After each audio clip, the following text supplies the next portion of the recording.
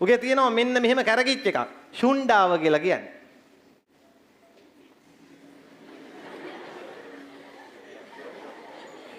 දැන් ඔය එලෝවිකාරයෙන් මෙලෝවිකාරයෙන් ඉන්නේ උන්ට ඔය වචනේ විතරයි ඇහෙන්නේ. ෂුණ්ඩාව කැරකිලා නෑනේ. දවසක් මම තුරන් බලනවා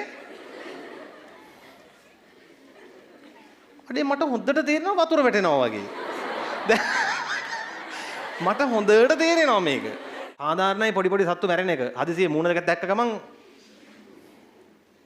එනිසා මතක තියාගන්න මේගොල්ලන්ට මෞකෝපාංග එක එක වැඩ කරනවා. හපන විකන. දැන් මදුරුවා ඉන්නවා. විදින උරන. හරි ඊට පස්සේ දැන් සමනලයා මල් විදිනවද? නෑ.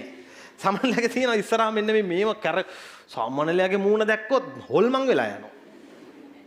එන්න භයානකයි ඒක. අපි මේ සත්ව ලෝකේ අසිරිය කියලා පෙන්වන්නෙත් මොකෙද්ද? ලොකු කරපු එකක් පෙන්වන්නකෝ අසිරිය බලන්න. උගේ තියෙනවා මෙන්න මෙහෙම කැරකිච්ච එකක්. ෂුණ්ඩාව කියලා කියන්නේ.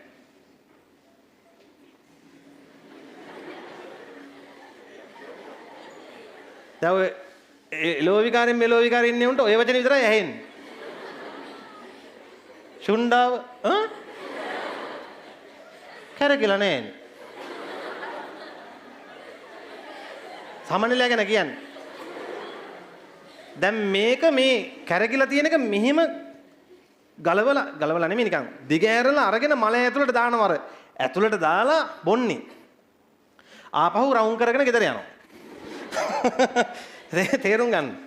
ඒතර ඌ නිකන් උරන මෞක උපාංග. ඉතින් ඒවට ක්‍රියාවන් තියෙනවා. ඔය ෂුණ්ඩාව කියන එක තේරෙන්නේ නැත්නම් ඔය මේ පෙරහැර නෙමෙයි. පෙරහැර ඔව් තොරන් කාලෙට එහෙම අර මේ පිඹින නලාවක් තියෙනවා. ඔය පොඩි උන් ඔය පැප්පැක් ගගා පිඹගෙන යන එක. හරි මේ කාලකන්ණි වැඩනේ කරන්නේ පොඩි උන්. අර තුවක් වීම අරන් දෙන්න එපා. දවසක් මම තුරන් බලනවා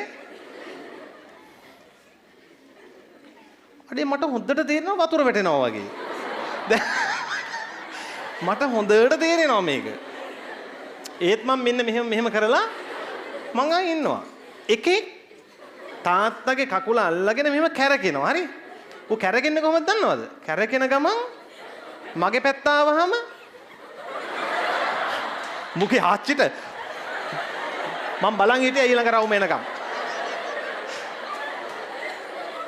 ආන් ඒ වගේ